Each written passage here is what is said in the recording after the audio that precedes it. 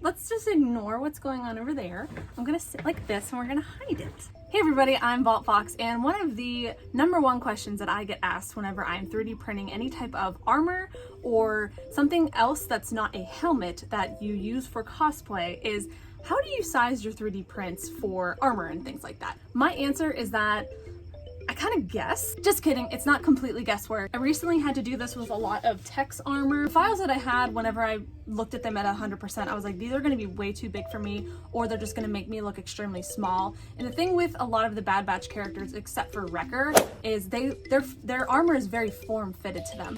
It's like, look at this piece. It's basically like, if I get any muscle here, it's not gonna fit. And maybe I should have sized it up just a little bit, but I really wanted it to be a nice snug fit. And same thing with the shoulder piece. So see, like that, whoop, like that. And actually, I probably could have printed the shoulders a little bit bigger, but again, it's not bad. It'll look good whenever I have everything on. So I have a little bit of experience in sizing these things down. I will tell you that it is going to be a little bit of trial and error on your part, but I like to think of the way that I size my armor as pretty dang lazy. So if I can do it, then I definitely think you guys can do it as well. The only additional things that you're going to need, other than obviously a 3D printer and your 3D printed files, is one of these types of, I don't even know what these are called. Like, it's not a ruler because it's obviously like for fabric, but one of these so you can measure different parts of your body. So in my case, I measured my wrist to my elbow. I would measure my wrist to my elbow, the length of that, so that I have a good base of where, if I'm going to do some kind of armor like that, so I know how long I want it to be. And also, if you want to get fancy, I didn't do any kind of circumference stuff, but you can, you know, measure the circumference of your wrist and things like that. So this is the only other thing that you're going to need. Yeah, let's go upstairs onto my computer and I'll show you what I do.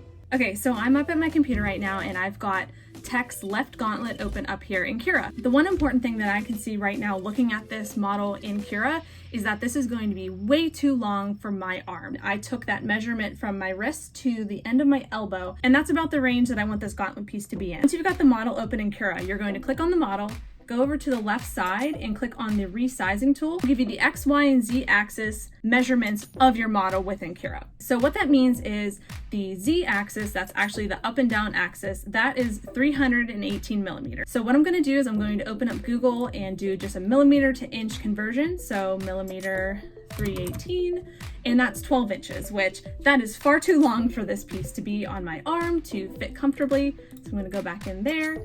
And what I'm going to do is you're going to make sure that this uniform scaling box is unchecked, and that will allow you to take any of these measurements and basically scale them accordingly. I like to start with the Z axis because length is the easiest thing for me to physically see in a model.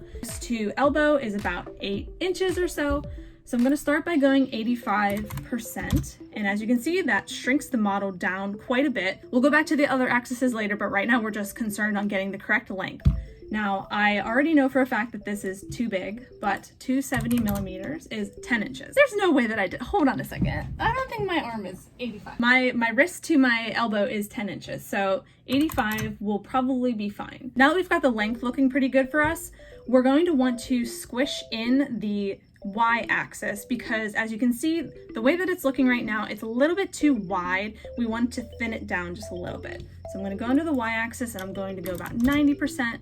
That's looking pretty good. So to me, this is looking pretty good. The only thing right now that's concerning me, and it might be concerning you, is this opening down here. This is where the trial and error is going to come into play. I'm going to flip this over so that the bottom of the file is onto the bottom of the bed. On the left-hand side of Cura, you're going to want to click onto the movement tool, and we're going to just take this on the Z axis and just get it completely down like that. And what that's going to do is it's essentially going to slice your file, and you're going to have a nice little circle. And then you can, in turn, take that, make sure you can fit your hand through it, and then you'll know that you're pretty good to go. But the idea is that you just take a small slice of your file wherever it's widest, or wherever the part of your file is that you're most concerned of fitting the most, slice that little bit, print that out. It'll only be at about 20 minutes, might waste you 10 grams of filament, and you'll know if that'll work for you or not. I know that was pretty quick going through that, but honestly, that's what I've been doing for any type of armor or things that I need to size. The majority of the things that I worry about with armor fitting me correctly is being able to get my actual like hands and my legs into it. You'll find whenever you're in Cura and you're messing with like percentages and things like that, that getting the length will be the easiest part. It will be whenever you're trying to manipulate it to fit a little bit closer to your body, or there's definitely a spot like again with the wrist where you need to get it through. It's going to be a little bit challenging. But yeah, that's my quick and dirty way of sizing 3D printed parts and 3D printed armor for myself. If you have any questions, as always, feel free to leave something down below.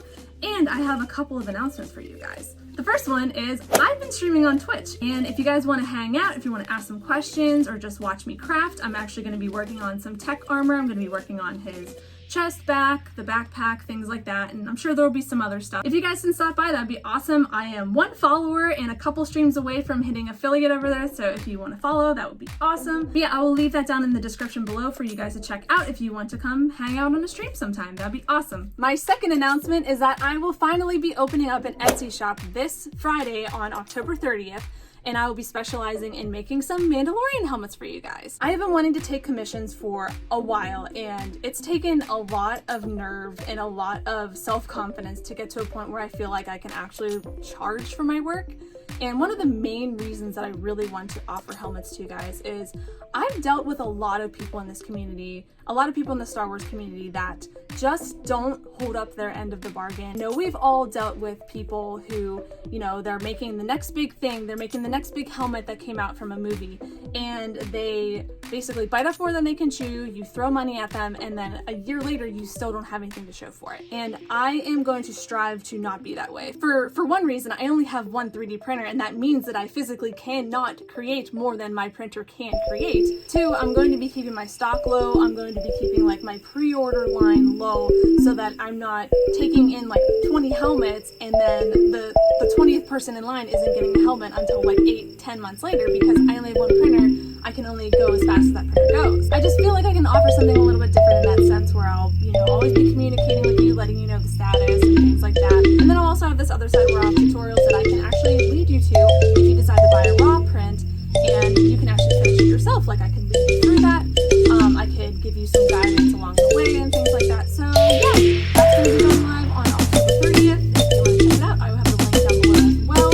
And I will be offering helmets such as, I'm actually working on this right now.